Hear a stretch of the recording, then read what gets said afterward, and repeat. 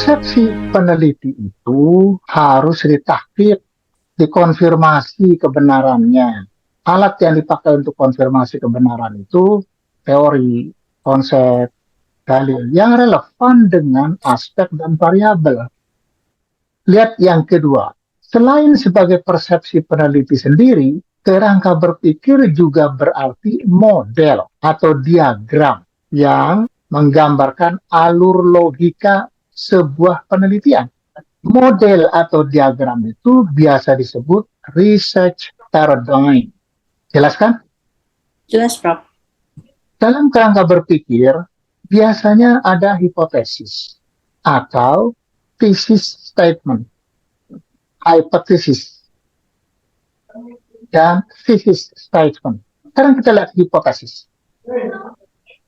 Hipotesis itu dugaan sementara, perkiraan sementara yang dijadikan jawaban sebuah persoalan. Pernyataan singkat yang merupakan jawaban sementara ini mungkin menerima atau mungkin menolak. Kita menolak sekaligus menerima. Anda harus tegas mau menerima atau menolak. Yang penting setelah itu Anda buktikan melalui proses penelitian. Jangan lupa hipotesis hanya untuk pendekatan kuantitatif. Sekarang thesis statement. Thesis statement itu ungkapan yang terdiri atas satu atau dua kalimat yang berisi pernyataan. Ada claim. Claim itu disusul dengan reason. Sebetulnya mirip saja dengan hipotesis. Bedanya ini digunakan untuk penelitian berpendekatan kualitatif, bukan kuantitatif. Pernyataan ini biasanya diikuti dengan prediksi. Di anu itu bla bla bla. Kira-kira begitu. Oleh karenanya menjadi bla bla bla.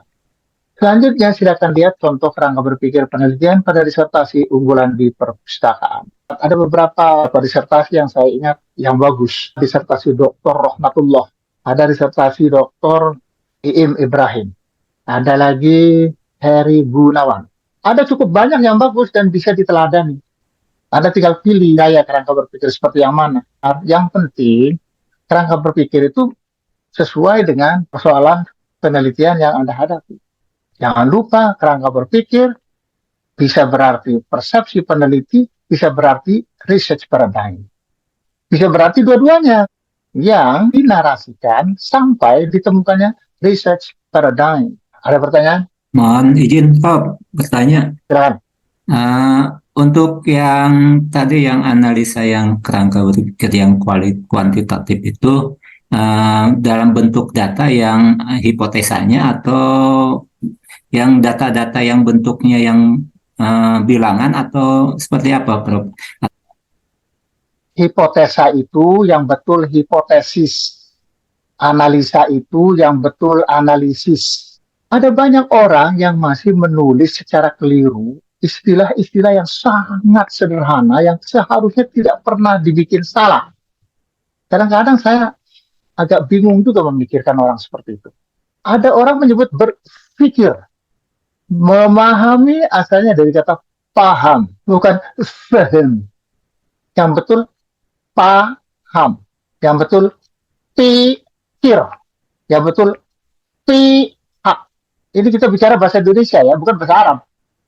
Paham, kalau pakai menjadi memahami. Pikir, kalau pakai dan kan memikirkan, bukan memfikirkan. Kan tidak mungkin memfikirkan. Memfahami.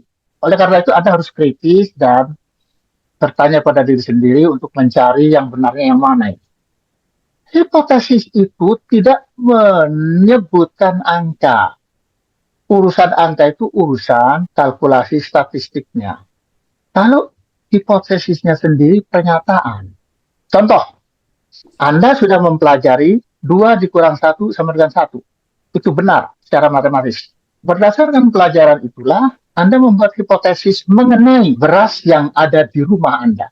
Anda punya beras di dapur 2 karung. Lalu Anda diberitahu oleh istri, Pak, beras itu diambil sekarung. Nah, sekarang kalau Anda harus berhipotesis, maka bunyi hipotesis Anda ialah, jika beras 2 karung di dapur diambil sekarung, maka sisanya tinggal 1 karung. Gampang kan? Padahal Anda belum lihat itu. Dan mungkin tidak akan pernah Anda lihat. Nah, hipotesis itu tidak harus melihat, menyaksikan, meraba. Tidak. Hipotesis itu ditentukan oleh persepsi Anda yang benar mengenai fenomena dan kejadian yang ada. Mengapa Anda mengatakan sisa beras itu satu karung? Karena menurut ilmu yang Anda pelajari, 2 dikurang 1 sama dengan 1. Apabila hipotesis atau dugaan kita itu melenceng seperti apa, Prof? Apa dibalikan lagi atau seperti apa? tidak. Katakan begini, saya berhipotesis terdapat hubungan antara belajar bahasa Arab dengan kepandaian berkomunikasi, belajar bahasa Arab dan pengaruhnya terhadap penggunaan HP. Kita cerita tentang bahasa Arab, tentang WhatsApp, tentang HP, itu macam-macam. Ujungnya apa? Anda bilang terdapat hubungan erat antara belajar bahasa Arab dengan penggunaan HP. Jadi menerima dia. Bukan tidak terdapat hubungan, bukan menolak. Setelah diteliti, ternyata notasi HA Anda tidak terbukti. Pertanyaan Anda tadi, apakah kemudian kita harus mengubah penelitian? Tidak. Yang harus Anda lakukan ialah menjelaskan dengan jujur bahwa dengan demikian, hipotesis notasi H yang menerima tadi tertolak atau tidak terbukti. Sebutkan alasannya. Nah, itu namanya penelitian. Bukan ngeles. Kebanyakan mahasiswa ngeles. Begitu tidak terbukti, lalu dia bikin diulangnya lagi. Atau diubah datanya. Supaya terbukti sesuai dengan keinginannya. Itu bukan penelitian. Hipotesis itu satu hal. Sedangkan pembuktian adalah hal lain. Catat baik-baik. Yang bisa sama, bisa berbeda. Bergantung hasil penelitian Anda. Jadi jangan takut hipotesis Anda tidak terbukti. Jangan takut. Ketakutan pada hipotesis sendiri itu menunjukkan rendahnya intelektualitas peneliti. Kajian pustaka itu literature review, bukan landasan teori. Dan tidak sama dengan kajian yang ada pada pendahuluan. Juga tidak sama dengan kerangka berpikir, meskipun isinya narasi. Ini pembahasan kritis logis sistematis. Jadi isinya bukan hanya teori, melainkan semua bahan pustaka. Saya bikin catatan sejumlah teori konsep dalil dan peraturan ini harus disiapkan selengkap mungkin oleh penulis laporan penelitian disertasi. Jangan sampai ada orang menulis kajian pustaka, isinya kutipan dari 2-3 orang pakar. Bolak-balik saja, 3 buku. Sekarang kita lihat contoh. Saya mau tanya, apakah judul ini absurd atau common sense? Pembelajaran bahasa Arab dihubungkan dengan belajar Quran hadis. Mohon izin menjawab, Prof. Silakan. Common sense, Prof, menurut saya. Apa alasan Anda? Karena yang belajar bahasa Arab umumnya gitu, Prof, itu lebih mudah untuk memahami Al-Quran dan hadis. Sehingga prestasi yang mempelajari bahasa Arab ini cenderung lebih baik dibanding yang tidak mempelajari. Ya, baik. Proses mengajar belajar, itu namanya pembelajaran. Jangan dibalik. Apakah proses mengajar belajar bahasa Arab itu berhubungan langsung dengan prestasi belajar bahasa Arab siswa? Dan yang lain yang belajar Quran hadis. Yes, Nah, betul, Prof. Orang yang belajar bahasa Arab itu secara otomatis Quran hadisnya akan bagus? Kan tidak. Belum tentu, Prof. Belum tentu. Tetapi kalau penguasaan bahasa Arab dihubungkan dengan prestasi belajar Quran hadis sudah jelas. Itu betul, Prof. Nah, disitulah letak pentingnya Anda cermat memahami kata per kata dalam judul. Penelitian ini dilakukan di Madrasah Aliyah Subhanallah dan Madrasah Aliyah Alhamdulillah. Anda cari sendiri Cirebon. Ada nggak? Sekarang kita lihat kekeliruan yang lazim terjadi. Selama ini yang saya lihat, mahasiswa itu kalau bikin kajian pustaka isinya hanya kutipan-kutipan. Kutip sana, kutip sini. Kutip dari buku A, buku B, buku C. Dikutip saja. Setelah itu ditinggalkan. Pertanyaan saya, di mana posisi Fulan atau Fulana sebagai penulis laporan yang sekaligus calon doktor itu? Tinjauan pustaka itu harus dipandang sebagai pisau analisis. Pisau analisis. Untuk membedah. Apa yang dibedah? Data.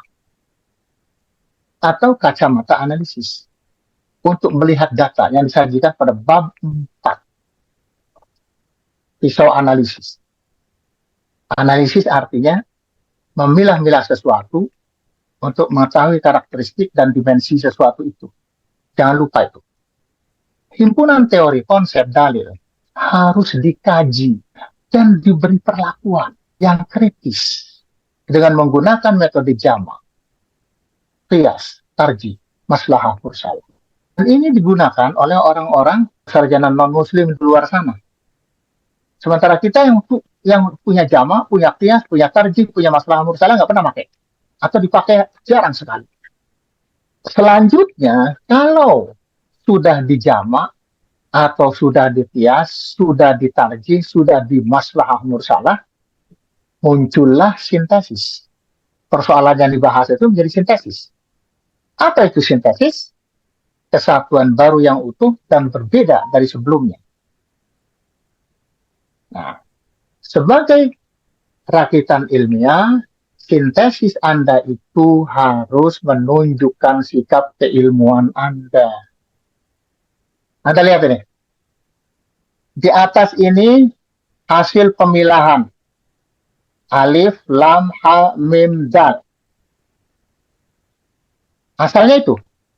Nah, itu kita analisis, kita gabungkan menjadi sintesis. Sintesisnya berbunyi apa?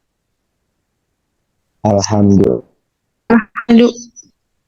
Alhamdulillah. Bagus. Setelah dipilah-pilah, lalu kita satukan lagi. Ya, proses penyatuan itu namanya proses sintesis. Nah, sintesis kita ialah berbunyi alhamdulillah. Selama ini kajian pustaka kita bukan kajian pustaka, melainkan salinan pustaka. Ya? Dodo ada ya? Anda memilih B Bandung. Ya, betul. Ternyata di bawah ini keliru kecuali. Nah, ini cari yang benar. Ya.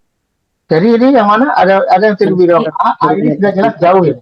Ya, yang A itu Saya salah. yang D, Prof. Lah itu, yang B. Dodo. Yang betulnya yang B, Prof. Nah, betulnya B.